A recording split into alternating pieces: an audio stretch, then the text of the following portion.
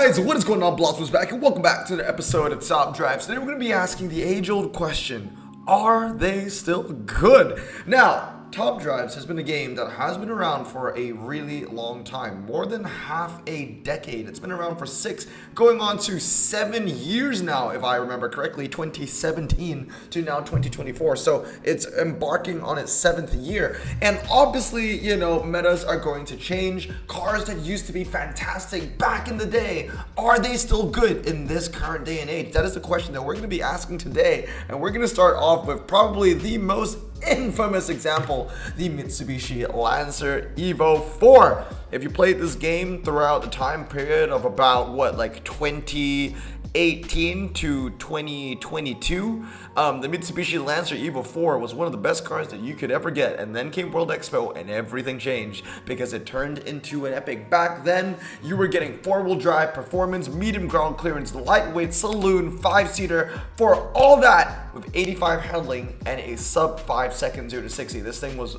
just absolutely crazy. It blew every epic 4-wheel drive, low epic RQ 4-wheel drive performance tire car out of the water, and obviously it destroyed the Ultra competition. It was up there with probably some of the best Ultras in the entire game. The Lancer Evo, the Lancia 037, and the Lotus 340R, all cars that will be discussed in today's video. So, how did it fare the test of time? Well, unfortunately, I'm going to rate it as extinct. Now, seriously, if Hutch is watching this video, you need to ask some serious questions for yourself. You are moving the car from a 63 rated B to a 76 rated A, and you're taking away one handling. It went from 4.985 to 4.984, and it went up to an epic because it got 30 more miles in its top speed. Okay, given it was always too good to be a 63 anyway, but not a 76. I think back then when it was rated as an Ultra 63, it was providing the performance of maybe a 67 or a 68. Definitely not a 76. And now that you have decreased the handling, I mean, this is like borderline Jerry at this point. You could give this a 66, maybe a 67 or so, but not a 76. So yeah, this car did not age well, and it is definitely extinct. If you played this game, if you joined Top Drives after World Expo, you will never know how much of a menace this car used to be. Moving on is the Infiniti G37. Since the beginning of the game, the Infiniti G37 was rated as an ultra rare, and it was fantastic back in the day. It was a low ground clearance standard tires with 80 handling, maxing it out at 89. Now, this was before the time of the Caterham being standard tires and all that kind of stuff, and the G37 absolutely killed it. It was one of the best, mono drive ultra rare standard tire cars in the game. But unfortunately, it did not withstand the test of time very well. It got a massive change from standard tires to performance tires, and on top of that, it got a top speed decrease from 155 to 149. Not that big of a blow, but the handling cut from 80 to 79 was a massive blow. Now, I know it's only down by 1, but when you fully upgrade the car, it's actually down by 2. 323 G37 as an Ultra would go up to 89 handling. If you 323 a car with 80 handling, it'll go up to 89. If you 323 a car with 79 handling, it doesn't go to 88. It's not a +9, it's a +8. It goes to 87. So technically, it got a double handling cut as well. It lost its standard tires, which is what made it special. What made it special was that it was a great handling mono drive standard tire car. It was the ultra version of your Cadillac ELR. Unfortunately, they took away the handling and they took away the standard tire. So obviously, it is borderline extinct. Obviously, there are some niches that it could fit in this day and age, namely Japanese 2000s convertibles. But outside of that, it's a car that you're probably never ever going to use in the near future. Moving on, the Maybach 57S. One of the best lower RQ epics that you could get. Now, just for example, right? Every single car that I'm showcasing in today's video, I actually ripped out from my best and worst series from 3 years ago. You remember that? When I used to pick 3 cars from, 3 cars from each RQ, 3 being the best and 3 being the worst per RQ. So these cars that you see here, I took them from what I said were among the top 3 best in each RQ at the time. And the Maybach 57 was among one of the best 66s at the time 3 years ago. Fantastic car.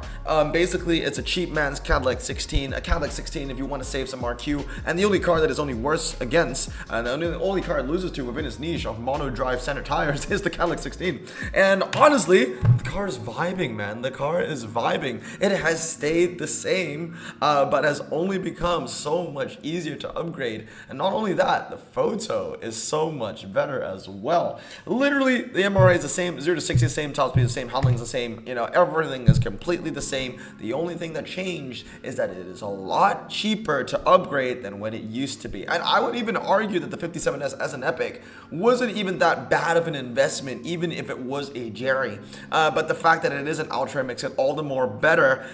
Definitely vibing. That rarity change, honestly, it can do wonders to some cars sometimes. We've seen it kill the Evo, but we've seen it basically elevate the Maybach. So, you know, that's Maybach. So that's also some really interesting things to look at. Now, next up, the Lancia 037 Rally. This was sorted out as probably one of the best ultra rares in the entire game 3 years ago, and one of the best ultra rares in the entire game up till World Expo. This thing died alongside the Mitsubishi Evo 4, but the only difference is that the 037 Rally actually didn't die. It went up to Epic. Yes, it's a lot harder to upgrade. Yes, but it's still really good because unlike the Evo 4, it actually got an RQ that made sense. It went to Epic and it became an Epic RQ that made sense. It didn't go up to 76 or 77.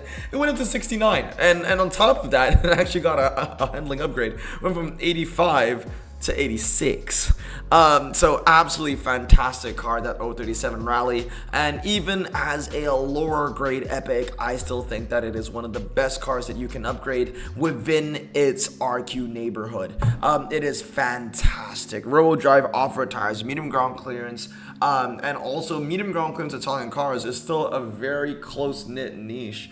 Even with Amalfi Cross and everything, there are not a lot of medium ground clearance cars that you can use with performance tires that are mono drive. So the 037 Rally is a fantastic car. Definitely would recommend it even today. I wouldn't put it at the top of, you know, the green chart. I wouldn't put it at the top of vibing, but it's still very, very respectable. Now, moving on, next one, the Lotus 340R. We're gonna get through the top three, the Evo 4, the 037, and of course the Lotus 340R. Lotus 340R, honestly, didn't really get much of a change. It went up in RQ a little bit, 58 to 61. I think it was 63 at one point, went back down to 61.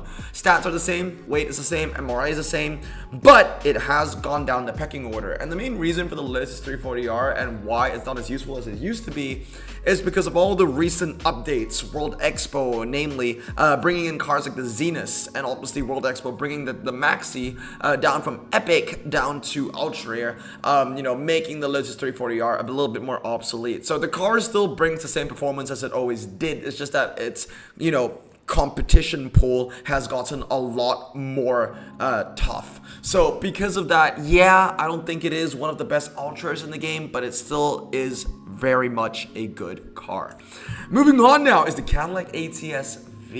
Now, this car wasn't fantastic back in the day, but it is fantastic now. And the Cadillac ATSV is one of those huge beneficiaries of an upgrade, of a rarity drop. Went from a legendary to epic while maintaining all of the same stats as it brings to the table. It's medium ground clearance, it is a saloon, it handles well, the 0 to 60 is respectable, and the top speed is pretty good as well. MRA is respectable. It's not terrible, but it's not good. But the main thing about it is that it is one of the very few American cars that handle well, that also have medium ground clearance. And obviously it's a lot easier to Epic, a lot easier to upgrade now. It requires 15 Ultras as opposed to 15 Epics, and it's definitely vibing. The Cadillac ATSV is the strongest it has ever been.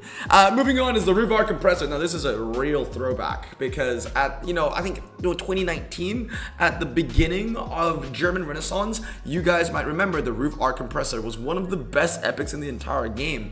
Before even the RQ revamp, when it was listed as an RQ26, this car had an MRA of like 103, and it was a dragster king. It killed the Hellcats, and it was absolutely terrifying to race against. Unfortunately, unfortunately, it has failed the test of time. It has gotten an MRA cut. Now, this is no surprise to many players who have been around for a long time. Almost every single roof that was introduced in German Renaissance had over 100 MRA, and now all of them are kind of sitting around the 80s. The only roof that has maintained bonkers MRA are the CTR3s and of course the Yellowbird. Everything else has been cut. The roof art compressor was fantastic. I remember there was this one super special giveaway. I'll never do a giveaway ever like this again. I don't think Hutch will ever allow me to do a giveaway like this ever again, but it was one of the coolest giveaways ever where I could give away specific cars. It was a Christmas giveaway, and you could, the winners could literally choose what epic they wanted. Any epic they wanted, they could get. And I remember the winner of the epic in that giveaway that I did, many years ago, he chose the roof art compressor. Unlucky. It's terrible now. It used to be 73 back in the day, even after the MRA cut. Now it's listed as a 70, ever so slowly, just jumping down to that ultra rare category, moving on to Jerry territory. It's definitely extinct. Now, I've had the pleasure of unpacking this car at all 3 stages of its life, when it was really OP, when it was okay, and when it was terrible. And I gotta say, man, the 3rd time when I unpacked it, I was not even excited. I remember the 1st time I unpacked it, I was jumping around like a monkey, like I saw one of the best cars ever. I was a huge fan. And then the 3rd time I unpacked it, I was like, whatever, it's fused material. It's really sad. It's really sad to see where this car has come. Now, next one is the Asmar DB3S, one of my favorite glow-ups.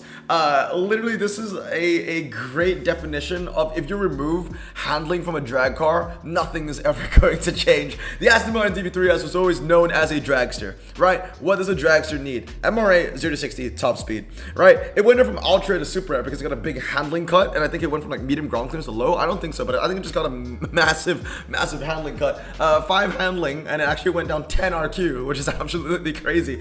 I think it was medium in the past. I can't remember about that though. It was a really long time ago when Great Exhibition came to the game in 2020, 4 years.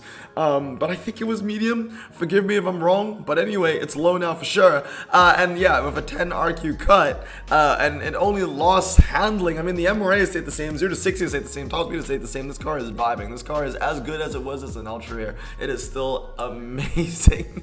It's really funny. It really goes to show that, as long as you're a dragster, you can bring the handling down to 0. No one would even care. Last but not least, a little bit of a hipster pick, I guess. Something out of the box. I don't think you guys would have expected me to put this car in this video. It's the Nissan Morano GTC. Now, OGs will remember that the Morano GTC was actually pretty damn good. It had all surface tires, yes, but it handled really well. I mean, back in the day, there weren't a lot of all-surface tire cars that got up to 85 handling. Even today, there are not a lot of ultra all-surface tire cars that goes up to 85 handling. 77 base means it goes up to 85. And on top of that, if you remember, the Morano GTC had 88 MRA. Remember that? That was a really long time ago. 88 MRA in the GTC, and it had a relatively top speed. Most of the all-surface tire cars at the time, this is like before JPT even, had a top speed of like about maybe 125, 130, and lower. 140 was high for an SUV back then, man. But now, as you can see, it has basically gone on new pastures. It's a completely different car now. It's gone from an all-surface tire car with MRA and handling to just a kind of niche hipster performance tire, high ground clearance SUV kind of thing, Like the MRA is gone. The 0 to 60 has decreased by an entire second, which is nice. Handling is also decreased. But yeah, it's a completely different car. It does not compete with the cars that it used to. I think it's endangered. I don't think it's like great. I don't think it's extinct. There are times where you could use the GTC, namely SUV events in the dry. But outside of that, there isn't much of a use for the Morano GTC anymore. But I just wanted to add this in because I knew no one was going to expect this in the video. But I mean, if you're playing, really long time ago, like 4 years ago, you would know that the GTC was actually a pretty respectable car. But anyway, guys, that's going to be it for today. Let me know down in the comments below, what is a car that you remembered when you started playing the game that was so incredibly powerful that is useless today? Or maybe it was incredibly powerful when you started and it still is now. Anyway, I hope you guys have a great day. guys. Hope you guys have a great day and stay safe. Wash your hands. I'm Blossom out. Peace.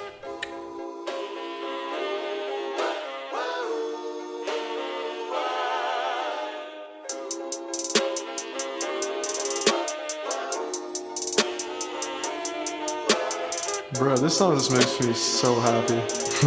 Me too. Imagine being Asian in the 50s, looking nifty, leather jacket looking sleek, look like Presley, look so deadly. Got a jukebox back at home, feeling jazzy, turn it on and play it slow, like the movies with the ladies. They so fine. Imagine being Asian in the 50s, looking nifty, leather jacket looking sleek, look like Presley, look so deadly. Got a jukebox back at home, feeling jazzy, turn it on and play it slow, like the movies with the ladies. They so fine. Sit back, relax in my Bonneville Pontiac. Hold tight all night, cruise to Jacksonville, Atlantic. Blonde